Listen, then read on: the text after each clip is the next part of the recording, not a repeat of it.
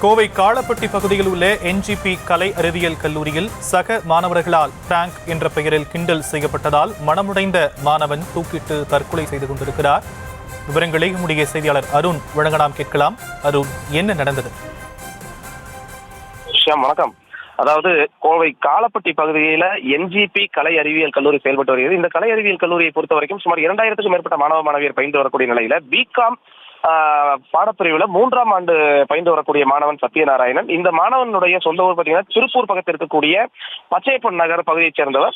இந்த மாணவன் கடந்த 2 தினங்களுக்கு முன்பு, அதாவது நேற்று முன்தினம், சக மாணவர்கள், ஒரே வகுப்பில் படிக்கக்கூடிய மாணவர்கள் 3 பேர் இந்த மாணவனை பிராங்க் செய்து விளையாட்டில் ஈடுபட்டிருக்கிறார்கள். அப்போது அந்த 3 மாணவர்கள் சேர்ந்து இன்று தற்கொலை செய்து கொண்ட இந்த மாணவனான சத்யநாராயணாவை தாக்கியதாக கூறப்படுகிறது. மற்றொரு மாணவன் தூரத்தில் இருந்து அந்த மாணவனை வீடியோ படம் பிடித்துக் கொண்டிருந்திருக்கிறார்.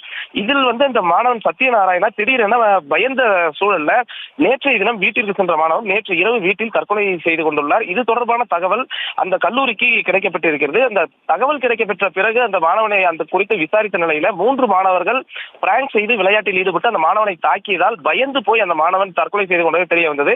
இதைத் தொடர்ந்து அந்த பிராங்க் செய்து விளையாட்டில் ஈடுபட்ட 3 மாணவர்களையும் கல்லூரி நிர்வாகம் 15 நாட்களுக்கு சஸ்பெண்ட் செய்திருக்கிறது.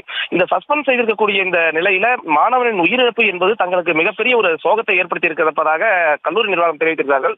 அதே வேளையில இந்த தற்கொலை செய்து கொண்ட மாணவன் படிப்பாகட்டும் ஒழுக்கமாகட்டும் மிகச் சிறந்த மாணவன் என்றும் அவர்கள் தெரிவித்திருக்கிறார்கள். ஷாம்,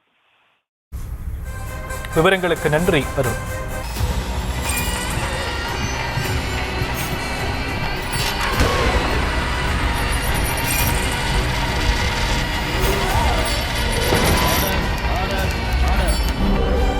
நிகழ்தகவு குற்றங்களின் மறுபரிமாணம். நாள்தோறும் இரவு 10 மணிக்கு இணைந்திருங்கள் நமது நியூஸ் தமிழ் தொலைக்காட்சியோடு.